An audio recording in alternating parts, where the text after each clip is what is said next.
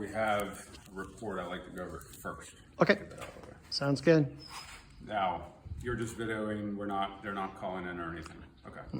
I don't have good enough cell reception to do that. I made them aware of that. So Yeah, me neither. If I walk 3 feet, it drops. whatever's good for you works for me. All right. So as long as you're okay with me videotaping All right. this. Are we We're on? live. Okay. All right, so first I want to go over the home inspection report from Tony. So I've gone through all of this. We've completed quite a bit of it already. And like I mentioned in the email, a lot of this was sort of already on our radar, but some stuff was obviously, I can't walk around on the rafters and I didn't have an extension ladder on me.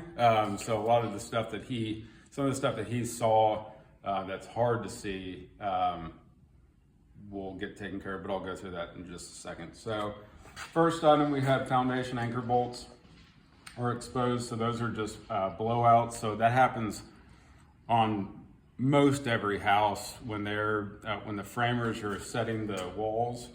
They have to basically drill those anchor bolts and epoxy, embed those into the foundation. And a lot of times those get set maybe a little too far back, or the walls set close to the edge on the foundation. So when those bolts go through, because those bolts are pretty thick, they blow out a portion of the foundation. We're talking concrete or the wood where it blew it out?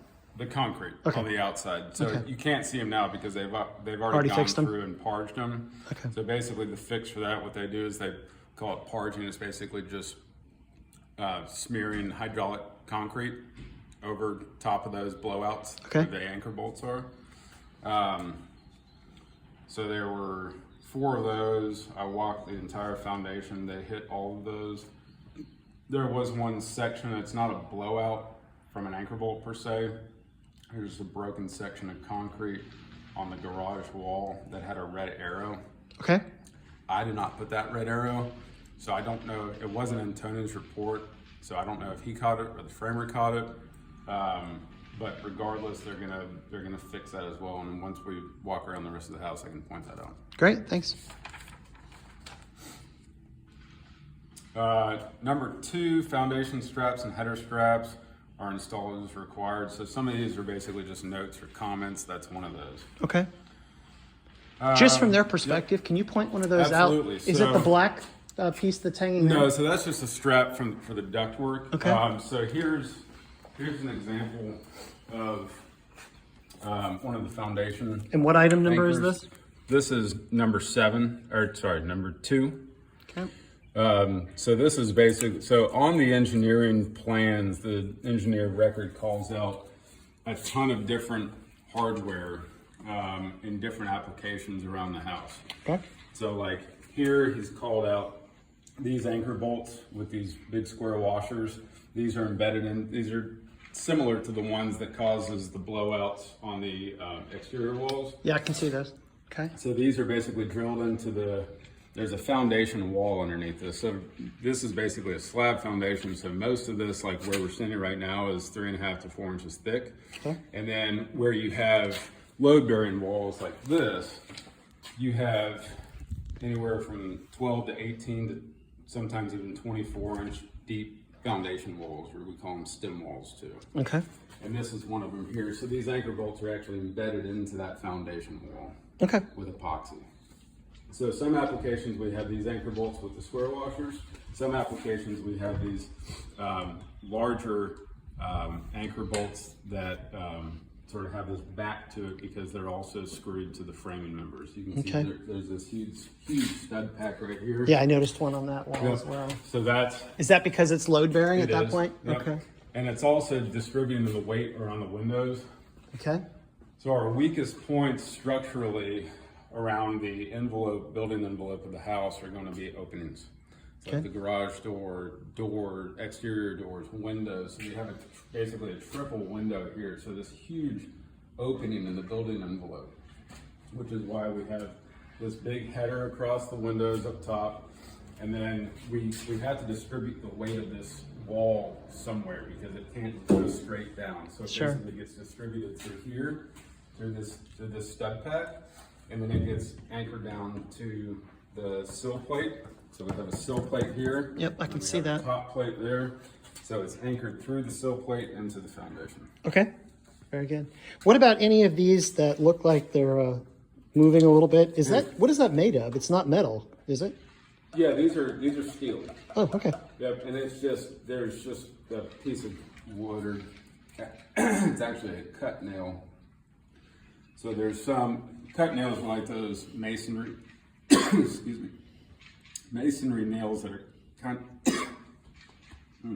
sorry, I have something in my throat. Masonry nails are like those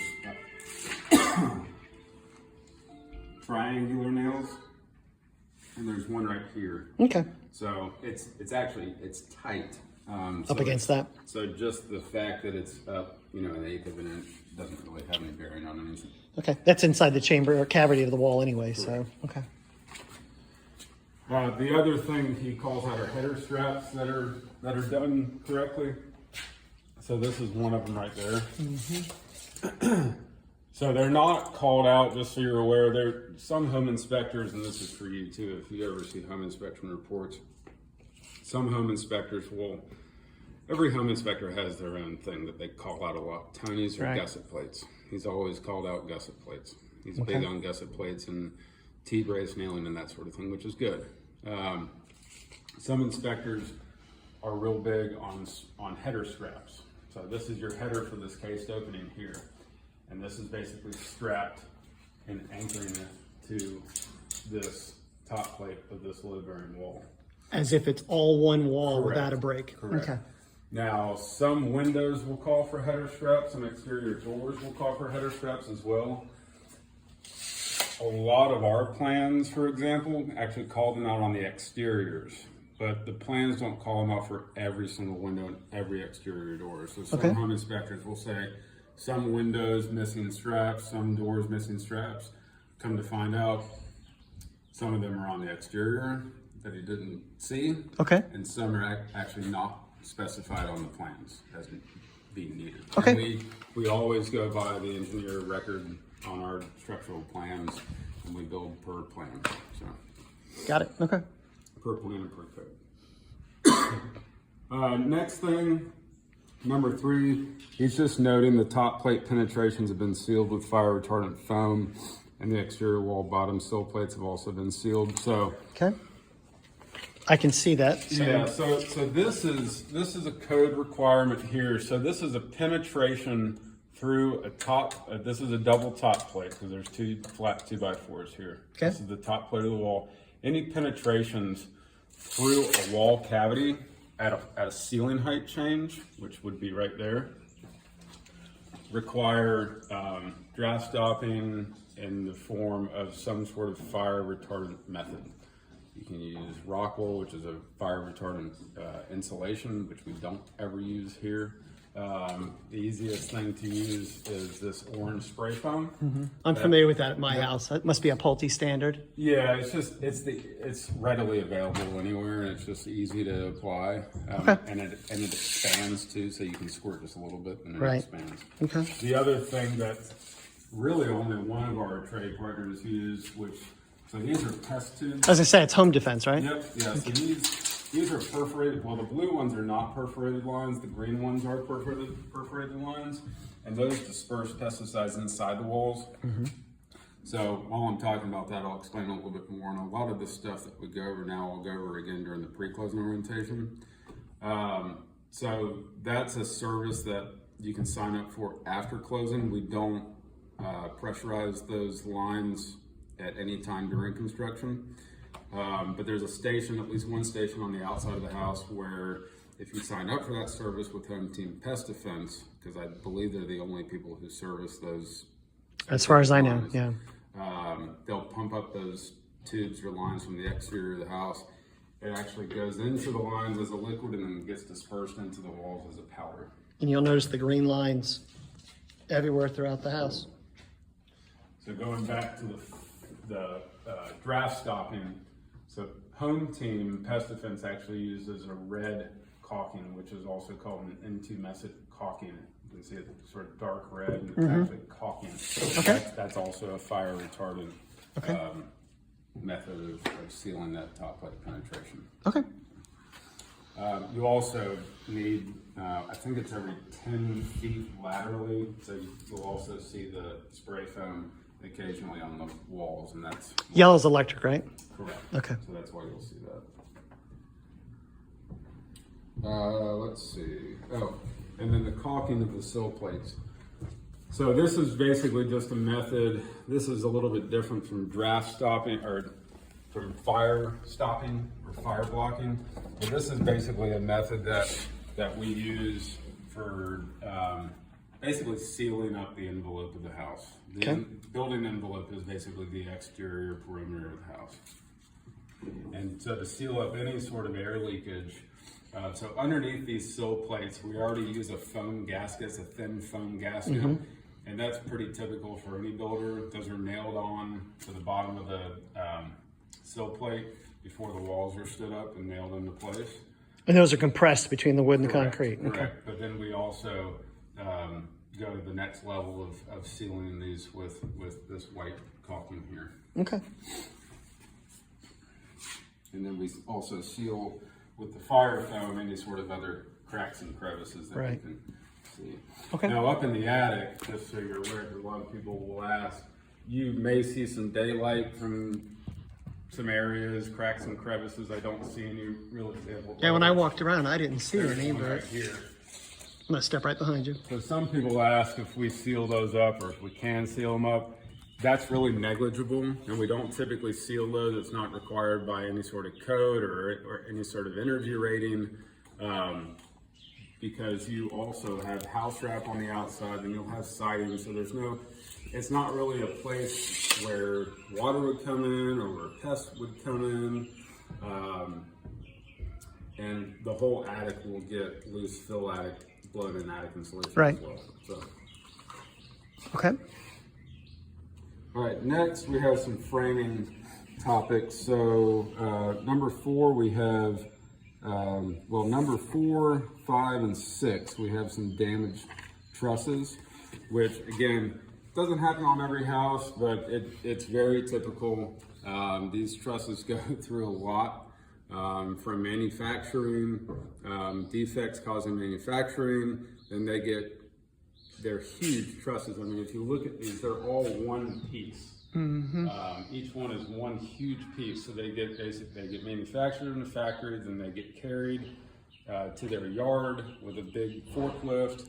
So they get picked up that time, and they get picked up again with the forklift to get loaded on the flatbed, which is typically anywhere from an hour to 4 hours away. Okay. And then they get driven here, and they get unloaded off the flatbed, and then they get craned up and put in place by the framers. So there's basically 3 or 4 opportunities for any sort of damage to happen. So that's why that's typical. So I just don't want anybody to be alarmed like when we have broken trusses, because again, it's typical. And that's why we have my tech, basically the engineering for trusses, they have standard repairs. So if you have a break that can be repaired by a standard repair, they actually have standard repairs that you can find online. And they're readily available, and they're actually also sent with our truss package with all the documents, so that if we have one, we can just go ahead and fix it and keep going. And that doesn't need engineer approval?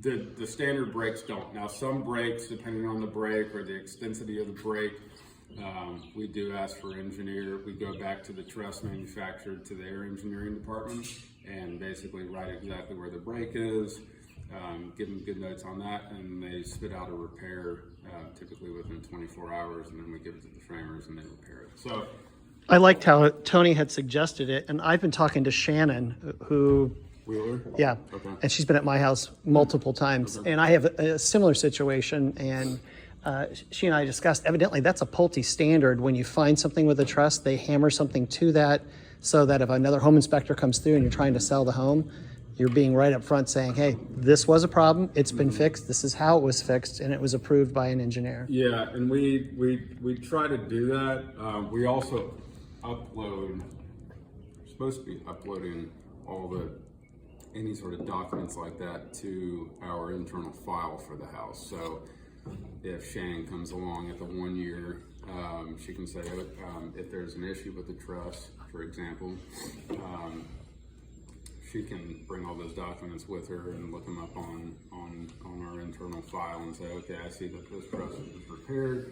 She can check it. Yeah, it was repaired per the letter, or it was repaired per my tech standards. It's another issue, or it's not an issue, or Okay. no, it needs further repair. Okay. So just to run through these real quick, so we had, it was a total of 1, 2, 3, I think 4 truss breaks. So we had 2, 3, 4, yep. So these were more extensive. I got letters for these. So this is an example of a letter. It basically shows the truss profile and then a write-up and schematic of what the repair needs to be. So for example, I was gonna say, where am I looking for that, just so I can see it? so Is it this one right here? Okay. So this one, this web member here was mostly gone. Yeah, I can Like see the that where bottom it's of been this- pinched together. Yeah, Yep. so we only had about 3 feet left of the top web member. You can kind of see where the split is. Yep. So they added this 2x4 here, all the way up. Okay. And they sandwiched that with 2 2x4s, 4 foot long, which is pretty typical. Like if we just had a break right there, that's a typical repair. Okay. But we actually had this whole piece missing. Okay. So they did the brake repair, plus we had to add basically a new gusset to connect that new web member to the bottom cord right here. Okay. Yeah. And so these are the standard included gussets, these gusset plates. Right. And then whenever you see these, this is a repair. So this is basically a site-built gusset plate. Okay. So if we weren't using trusses, for example, and we were site building or stick building a roof, you would see a lot of those. Okay. Is that load displacement, or is it just holding everything together Well, at it's a little one bit- extra level? It's a little bit of both. I mean, because these have load that's being dispersed, obviously there's nothing underneath them, so it's not an actual bearing point, but it's still helping with the structure of that truss. Okay. But most of what it's doing is holding all that together. Yep. Okay. Great. So that was one of them. We had one right here. You can see Tony's flag still on it right there. Yep. Now that one. If you look for the red flag there. That one we did not get a repair, an actual engineered letter for, because that was a standard repair. Okay. We just had sort of a little, you can see it from over here. The back side of that there was kind of a chunk taken out. Mm-hmm. So they sandwiched that with, again, 2 2x4s, one on either side, that are 4 foot long. Okay. This one, we did get a repair for. That's going out into the garage. So that's right. That one. Yep. There. I can see it. Yep. So that repair was for 2 2x4s at 6 foot long, because again, that was more damaged. Okay. How many bolts hold all that together? Is it spaced at certain intervals? So it calls it out here. So it says applied 2 2x4s at by 6 feet. Attached with 3-inch nails, 2 rows at 4 inches on the center, staggered. Okay, great. And then we had, so that's 1, 2, 3. And we had one over here that was really hard to see. So kudos for Tony for catching it. He must have been climbing around up there a Yeah. while. You can sort of see the break. The break was about 8 inches from the gusset. On the right other there. side of that? Yeah, just Okay. kind of right where the end of my tape is. Okay. So Everything behind that is going to be the blown-in insulation. Is that why correct. that wall's there? Yep. Okay. Yeah. So it's actually the blown-in insulation is on the top plate here. Okay. That's why. So these are OSB back dams. These basically just hold the attic insulation back from spilling over into places where we don't need it. Okay. But the break was about here, and it was just a small, clean break. So they did a standard repair on that with 2 2x4. Sandwiched it again? By 4 feet. Okay. Yep. Now, on one like that, it doesn't need the report attached to it. Is that correct? So I don't believe so. I did request, I sent it off to truss engineers just to confirm. Okay. So if I get anything different, then we'll obviously adjust the repair. Okay. But I'm pretty positive that's the repair for that. But again, I sent that one off. Okay, great. Thank you. Because usually when they're, I think it was just outside the threshold for being close enough to the gusset plate to need an engineer repair, but since it was sort of bordering on that distance from the gusset plate, that's why I sent it off to the engineer. Okay. Let's see. So that takes care of the trusses, the broken trusses or damaged trusses. Next we had some joints and some gusset plates. And the gusset plates are the metal Correct. pieces Yep, here. they're hammered on in the factory. And you'll see those all over the place, Chad, to make it. So I wrote them on the floor and numbered them Okay. so we can easily find them. But there's one up there. You can see that OSB, so that's basically a site-built gusset plate. Okay. And a lot of times with the damaged gusset plates, they just peel back a little bit so the teeth aren't grabbing 100%. So that one was repaired there. Then we had... Is 8 the, there was 1 through 8, or yeah, 8 is there more than 8? number Okay. corresponding to Tony's report. Okay, so here's another one. Red tape. So it's actually way up there. You see that plywood way up there? I do. Yep, I've got it. Thank you. So I had to text Tony earlier because I could only find, he said there was 2 above this bedroom, but I could only find 1. Turns out he was counting both sides as 2. Okay. So it was both sides of that gusset plate. Okay. Both gusset plates. So that was obviously sandwiched. That takes care of that one. Okay. And I got a picture of the broken window, which has already been replaced, so I know that got taken care of. The broken sash has been replaced. We're still waiting on that gable window up there, Okay. which should likely come in next week. Okay. We also had Sorry, I'd offer you a water if I had one handy. I had one in my truck. I think it just kind of might have swallowed a bug or something. Nobody likes that. Nah. So up here we had another I see it. gusset Yep. plate. Okay. Is that tie just to hold everything together, or was that No, a red? it was Tony's flag. Gotcha. Oh, so you looked up. Got it.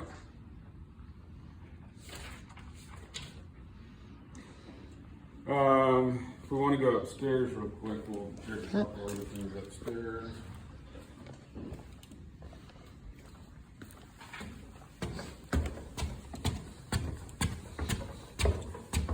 If at some point they watch this video and they ask you to put sidebars in between places to hang artwork, how long do they have to ask you to do that?